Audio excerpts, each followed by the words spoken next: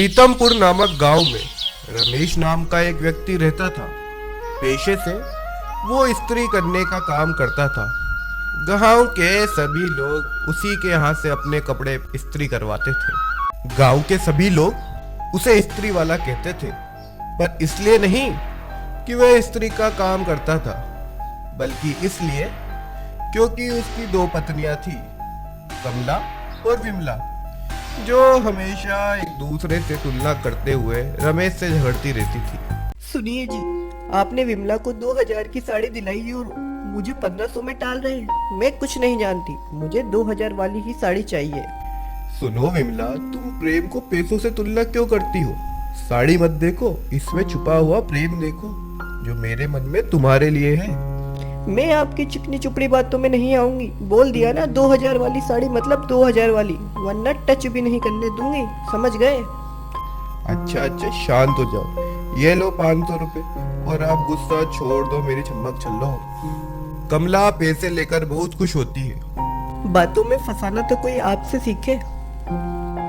विमला ये सारी बातें सुन लेती है और जब बेचारा रमेश उसके पास जाता है।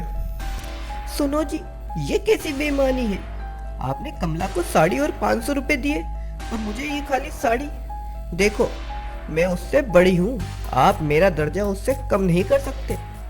मुझे भी 500 रुपए चाहिए। अरे विमला, वो तो नादान है, पर तुम तो समझदार हो। ये छोटी मोटी बातों को नजरअंदाज कर दिया करो। लो खाना लगा दो। पहले मेरे 500, उसके बाद खाना। मैं अपनी कीमत किसी भी तरीके से कम होने नहीं दूंगी। देख लीजिए अब क्या करना है, भूखे रहना है या फिर। अरे नहीं, ये लो तुम्हारे 500 रुपए और खाना परोस दो।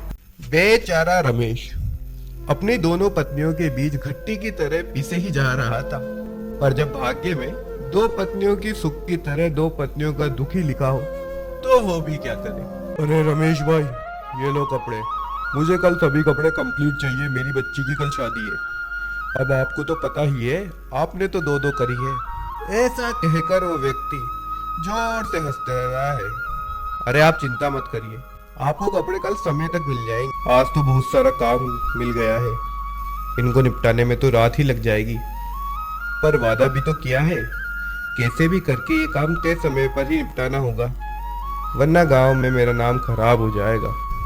उधर रमेश का इंतजार करते करते दोनों पत्नियां परेशान हो जाती है। अरे आज ये कहाँ रह गए? कहीं उस विमला के यहाँ तो नहीं चले गए? पर खाना तो आज मेरे ही यहाँ था, सोना उसके यहाँ। फिर कैसे? लगता है उस विमला की बच्ची ने उन्हें वहीं पकड़ लिया है। इधर विमला का मन भी अलग अलग ख्यालों में ही घूमा रहता है। मुझे तो लगता है आज उस चुड़ैल ने उनको वहीं सुला लिया, जबकि खाना उसके यहाँ था और सोना मेरे यहाँ। उधर बेचारा रमेश पूरी रात काम करके कमला के घर पहुंचता है। काम करने के लिए कमरे में जाता ही है, जब भी कमला बोलती, चली सवारी, वहीं जाओ जहाँ से आए हो। तुम्हें मेरी कोई फिक्र नहीं है, सारा का सारा प्यार उसी पर लुटा दो। मैं तुम्हें उससे इसलिए शादी नहीं करने दी थी कि तुम मुझे ही भूल जाओ। बेचारा रमेश इतना सब सुनकर बिना सफाई दिए वहां से विमला के घर निकल जाता है। अरे इधर का रास्ता कैसे भूल गए? ऐसे थक रहे हो जैसे सारी रात वहीं मेहनत करी हो, जो अब सोने यहाँ आ गए। तुम्हें तो मेरी बिल्कुल भी चिंता नहीं है। अरे मेरी बात तो सुनो विमला, तुम गलत समझ रही हो। मुझे तुम्हारी कोई बहाना नहीं सुनना, चुपचाप से यहाँ से चलते बनो। आज की रात वैसे भी उसी की है, शाम को आ जाना खाने, जब तक उधर ही निकल लो। ऐसा कहकर विमला अपने कमरे में चली जाती है और बेचारा रमेश अपनी दुकान की ओर चल देता है। दुनिया सोचती होगी कि इसके तो मजे है, वो उन्हें क्या पता, इन दोनों ने तो मुझे धोबी का कुत्ता बना दिया है, जो घर का है ना घाट का। बेचारा रमेश अपनी पत्नियों के कारण थक हार के दुकान पर ही सो जाता है। अब बस बहुत हुआ, इन दोनों को तो मुझे सबक सिखाना ही होगा। जब इन्होंने मेरी अहमियत ही नहीं समझी, तो मेरा होने या नहीं होने से क्या फायदा। और थोड़ी ही देर बाद उसके दिमाग में एक तरकीब सूझती है और वो अपने दोस्त डॉक्टर को फोन लगाता है और शाम को जाके उसी के अस्पताल में भर्ती हो जाता है। रात में रमेश जब अपने घर पर नहीं पहुंचता है तो उसकी पत्नियां परेशान हो जाती है। इन्होंने तो ये रोज का ही नाटक कर रखा है। कल भी ये ना मेरे पास आए ना विमला के पास। इन्होंने कहीं तीसरी बीवी तो नहीं रख ली। तभी कमला के पास फोन आता है।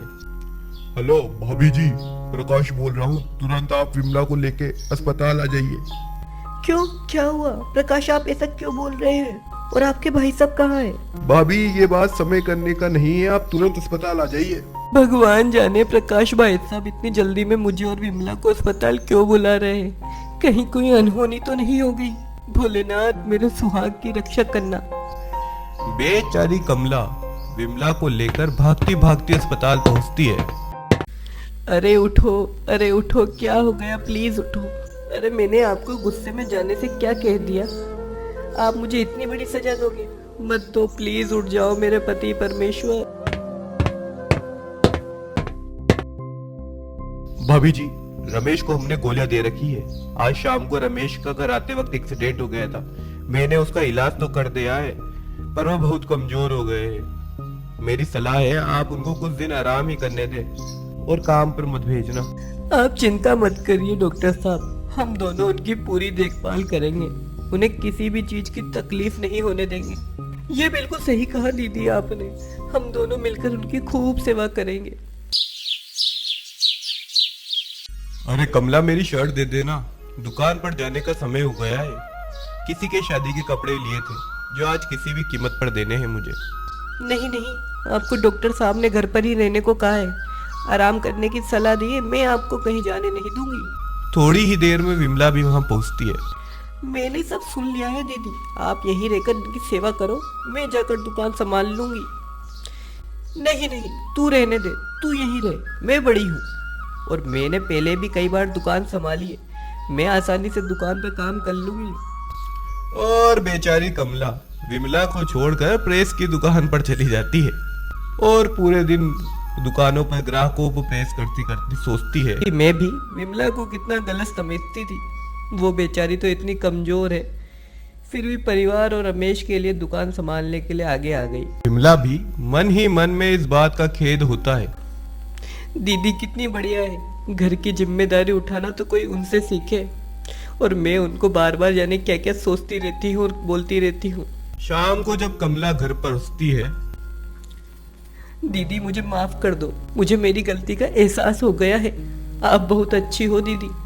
मुझे लगता था आप मुझे और रमेश जी को एक दूसरे से अलग करना चाहती हो, पर आज आपने हम दोनों को यहीं छोड़कर दुकान संभाली। मेरी तो आंखें भर आई दीदी। बस पगली रुलाएगी क्या? ताली एक हाथ से नहीं बजती। तू तो छोटी थी, नादान हो सकती है, पर मैं तो बड़ी थी, मुझमें तो परिपक्वता होनी चाहिए। मुझे माफ कर दे मेरी छोटी बहन। एक दूसरे की गलतियों को समझकर रमेश की दोनों पत्नियों को अपनी गलतियों का एहसास होता है। अपनी पत्नियों को इस तरह प्रेम में आसक्त देखकर रमेश पलंग से बैठकर ही बहुत बहुत मुस्कुराता है।